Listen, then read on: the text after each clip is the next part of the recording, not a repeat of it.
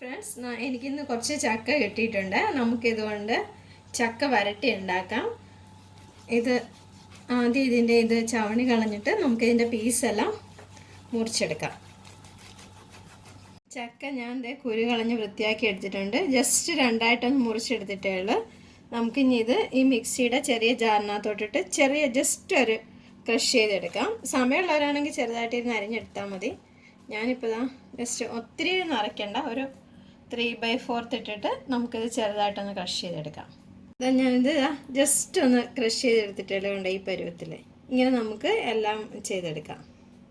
ഞാൻ അരിഞ്ഞ് വെച്ച ചക്ക ഒരു ഉരുളിയിടാത്തോട്ട് ഇട്ടിട്ടുണ്ട്.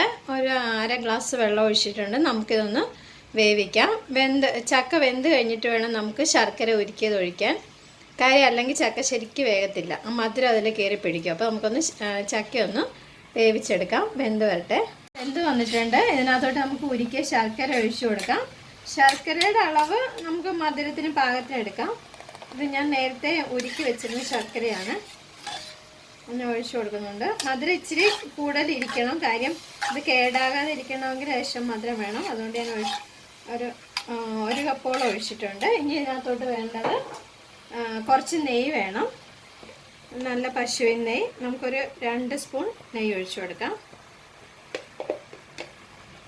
2 ടീസ്പൂൺ നെയ്യാണ് ഒഴിക്കുന്നത്.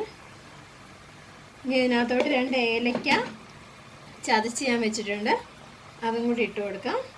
എന്നിട്ടിത് ഇളക്കി നമുക്ക് നന്നായിട്ട് ഇത് വെള്ളം വറ്റിച്ചെടുക്കണം. എന്നാലേ ഇത് കേടാകാതെ ഇരിക്കത്തുള്ളൂ. ഇതൊന്ന് വെള്ളം വറ്റി വരട്ടെ. ഇതിനകത്തോട്ട് നമുക്ക് ഒരു നുള്ളൊരു ഉപ്പിട്ട് കൊടുക്കണം. കാര്യം മധുരം ഒന്ന് ബാലൻസ് ചെയ്യാൻ വേണ്ടിയിട്ട് നമുക്ക് ഇതിനകത്തോട്ട് ഒരു നുള്ളു ഉപ്പിട്ട് കൊടുക്കാം. ഇത്രയും ഉപ്പിട്ട് കൊടുക്കുന്നുണ്ട്.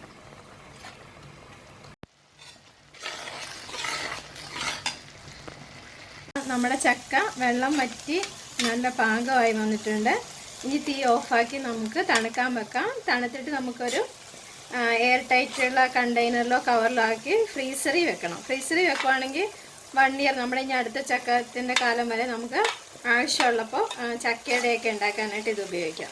ഇത് ഒരു ചക്കയുടെ ഒരു 1/4 ഭാഗമേ ഉള്ളൂ. അതുകൊണ്ട് ഇത് കണ്ടോ ലേശമേ ഉള്ളൂ. ഞാൻ സാധാരണ നാട്ടിൽ നിന്ന് വരുമ്പോൾ 2 ചക്കയൊക്കെ ഇങ്ങനെ ഉണ്ടാക്കിക്കൊണ്ടുവരും. അപ്പോൾ നമുക്ക് ആവശ്യമുള്ളപ്പോൾ ചക്കയുടെയോ ചക്ക പായസമോ ഒക്കെ ഉണ്ടാക്കാൻ വേണ്ടിയിട്ട് ഇതെടുക്കാം. ഇതിന് തണുക്കുമ്പോൾ നമുക്ക് എടുത്ത് സൂക്ഷിച്ച് വെക്കാം. Okay, thank you for watching. മറ്റേ റെസിപ്പിയുമായി നമുക്ക് വീണ്ടും കാണാം.